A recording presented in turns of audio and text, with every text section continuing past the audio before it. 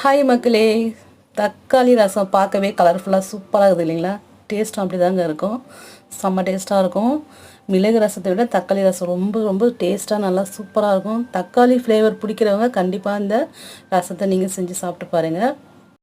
இந்த மாதிரி ஒரு 6-7 தக்காளி எடுத்து நல்லா கொதிக்கிற தண்ணியில் போட்டு கொஞ்சமாக புளி போட்டு அப்படியே மூடி வச்சு தண்ணி ஆறுனதும் இது மாதிரி தோல் உரிச்சி வரும். தோல் நல்லா உரிச்சி எடுத்துகிட்டு தக்காளியை நல்லா புளியை நல்லா கரைச்சிக்கிட்டு கொத்தமல்லி, புதினா, கருவேப்பிலை, மஞ்சத்தூள், உப்பு எல்லாம் போட்டு நல்லா நல்லா கையாலே போட்டு பிசையணும். அப்போ தான் இந்த ரசத்தில் நம்மளோட கைமணம் இருக்கும்.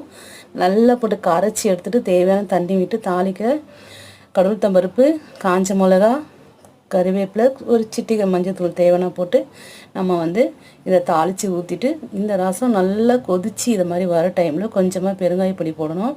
இந்த ரசத்துக்கு சைடிஷ் பார்த்திங்கனாக்கா கருவாடு செம்ம அட்டகாசமாக இருக்கும். மீன், முட்டை, உருளைக்கிழங்கு இது மாதிரி எது வேணால் பொரித்து சாப்பிட்லாம். தக்காளி ஃப்ளேவர் பிடிக்கிறவங்களுக்கு கண்டிப்பாக இந்த ரசம் செஞ்சு சாப்பிட்டு பாருங்கள். பெருங்காய பொடி போட்டதை நம்ம ஒரு 10 நிமிஷம் அந்த ரசத்தை அப்படியே மூடி வச்சுட்டு இதை மாதிரி சாப்பாட்டுக்கு நம்ம ரசத்தை தளர ஊற்றி சாப்பிட்டோம்னா அல்டிமேட்டாக இருக்குங்க டேஸ்ட்டு. ட்ரை பண்ணி பாருங்கள் மக்களே.